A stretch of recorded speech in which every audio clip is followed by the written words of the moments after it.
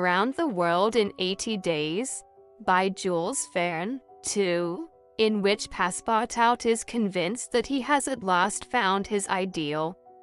"Faith," muttered Passepartout, somewhat flurried, "I've seen people at Madame Tussaud's as lively as my new master." Madame Tussaud's people, let it be said, are of wax, and are much visited in London. Speech is all that is wanting to make them human.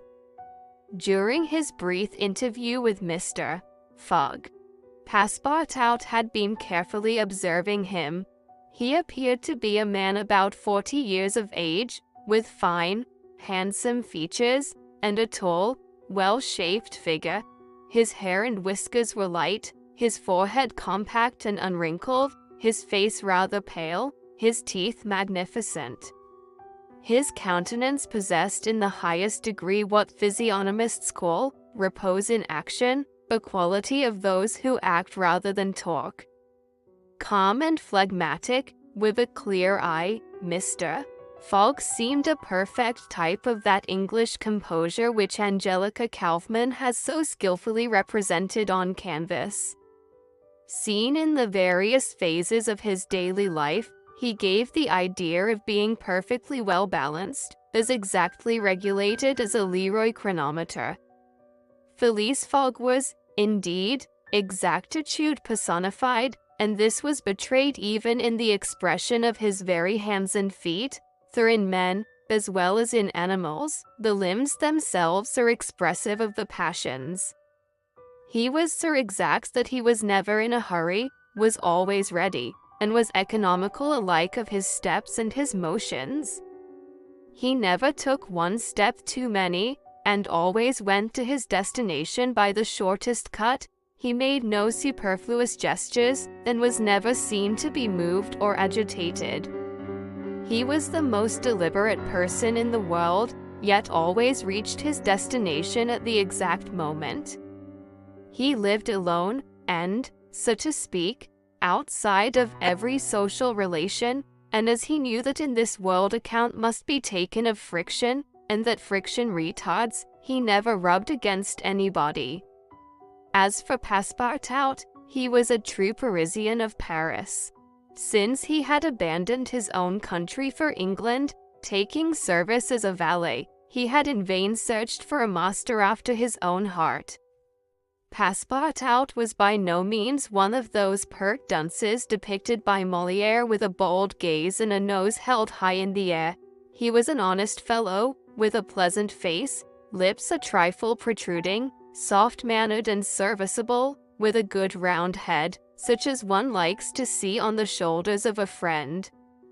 His eyes were blue, his complexion rubicund, his figure almost portly and well-built, his body muscular, and his physical powers fully developed by the exercises of his younger days.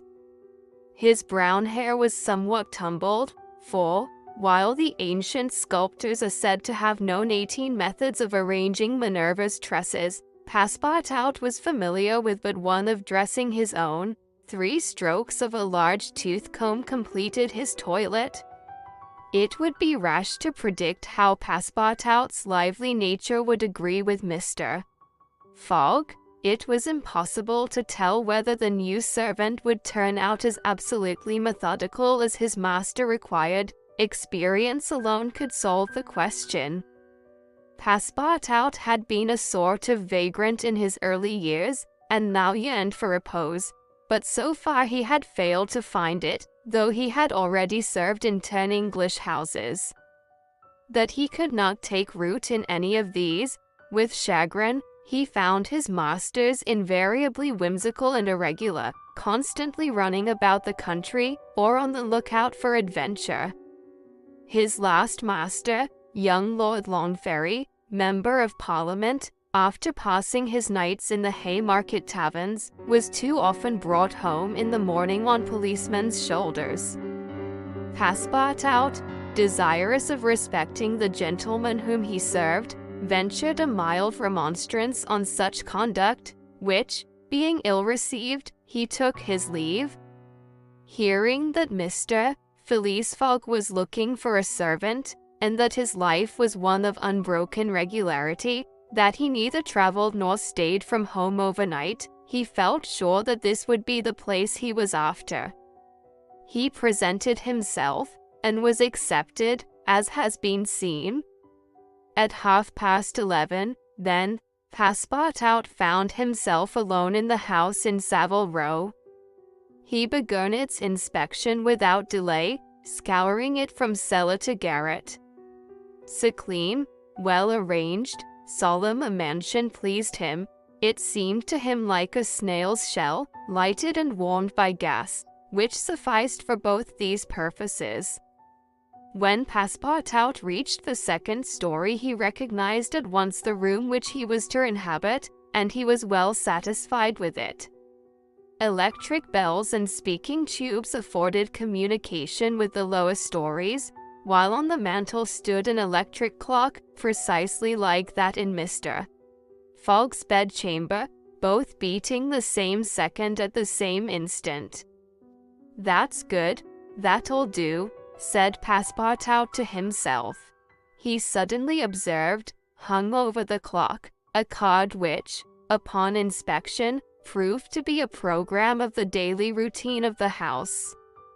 It comprised all that was required of the servant, from 8 in the morning, exactly at which hour Phileas Fogg rose, till 11:30, when he left the house for the Reform Club, all the details of service, the tea and toast at 23 minutes past 8, the shaving water at 37 minutes past 9, and the toilet at 20 minutes before 10. Everything was regulated and foreseen that was to be done from 11:30 a.m. till midnight, the hour at which the methodical gentleman retired. Mr. Fogg's wardrobe was amply supplied and in the best taste. Each pair of trousers, coat, and vest bore a number, indicating the time of year and season at which they were in turn to be laid out for wearing, and the same system was applied to the master's shoes. In short, the house in Savile Row, which must have been a very temple of disorder and unrest under the illustrious but dissipated Sheridan, was coziness, comfort, and method idealized. There was no study, nor were there books, which would have been quite useless to Mr. Fogg. Throughout the Reform 2 libraries, one of general literature and the other of law and politics, were at his service. A moderate-sized safe stood in his bedroom, constructed so as to defy fire as well as burglars, but Passepartout found neither arms nor hunting weapons anywhere. Everything betrayed the most tranquil and peaceable habits. Having scrutinized the house from top to bottom, he rubbed his hands, a broad smile overspread his features, and he said joyfully, "This is just what I wanted. Ah, we shall get on together, Mr. Fogg and I. What a domestic and regular gentleman. A real machine. Well, I don't mind serving a machine."